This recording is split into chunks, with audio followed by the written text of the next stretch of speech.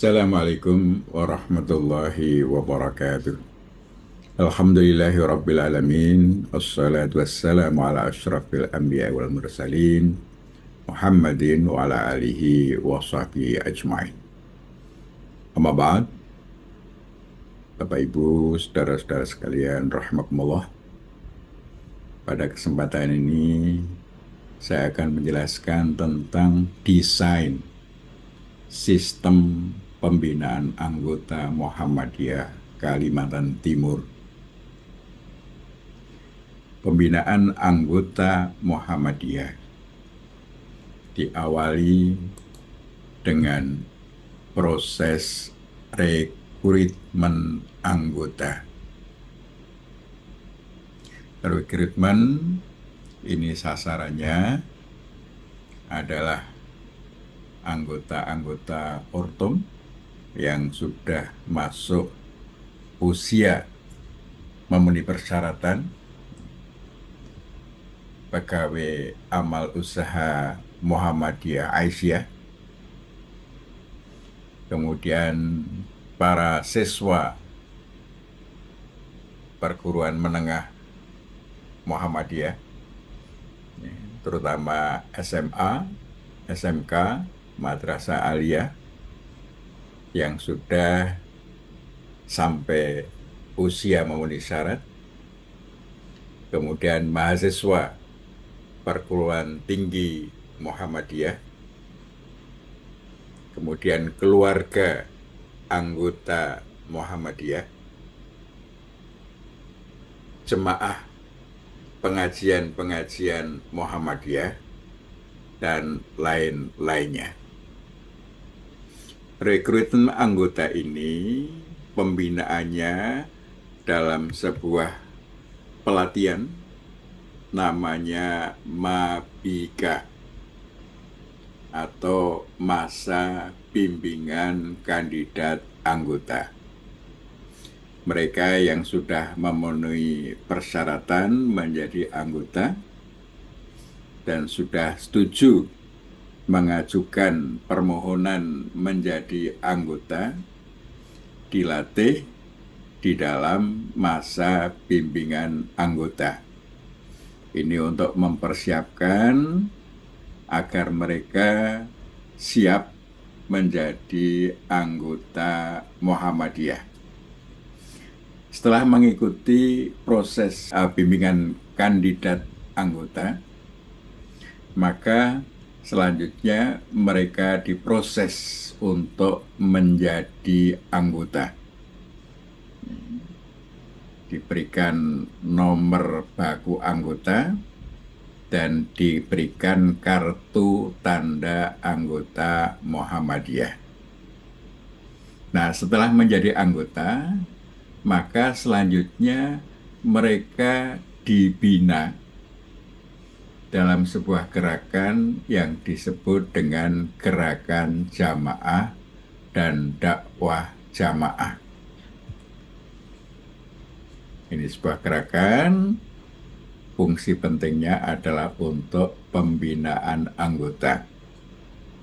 Mereka dibina agar memiliki kebiasaan-kebiasaan utama yang disebut dengan The Nine Golden Habit, yakni tertib sholatnya,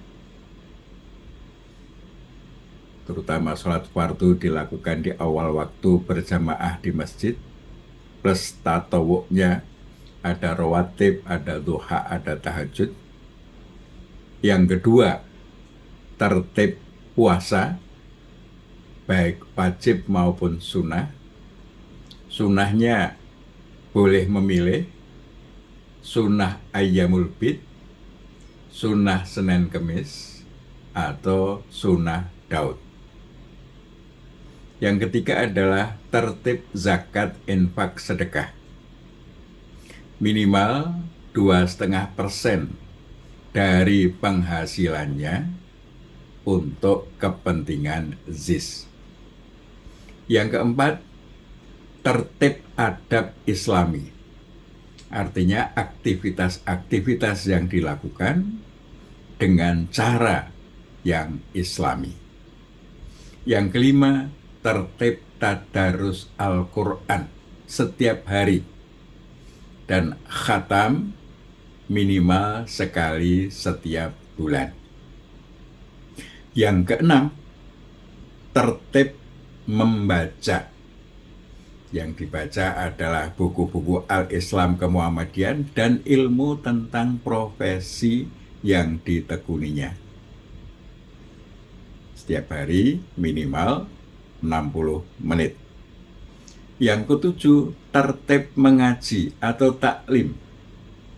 Berada di dalam majelis ilmu sekurang-kurangnya sepekan sekali. Yang kedelapan, tertib berdakwah dan berorganisasi. Yang kesembilan, berpikir positif.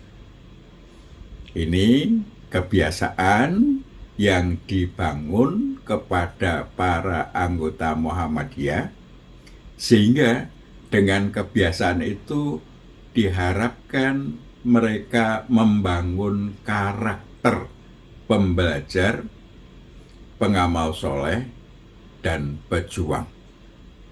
Itulah karakter anggota Muhammadiyah, pembelajar, pengamal soleh, dan pejuang.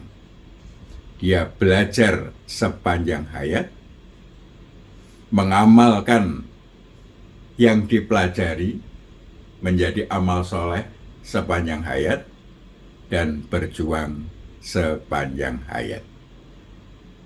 Nah, pembinaan ini dilakukan antara lain melalui kegiatan-kegiatan pelatihan sholat. Pelatihan sholat ini merupakan hal yang penting bagi warga Muhammadiyah, anggota Muhammadiyah, karena sholat adalah indikator baik buruknya amal kita. Dan menjadi amalan yang pertama-tama dihisab pada yaumil qiyamah.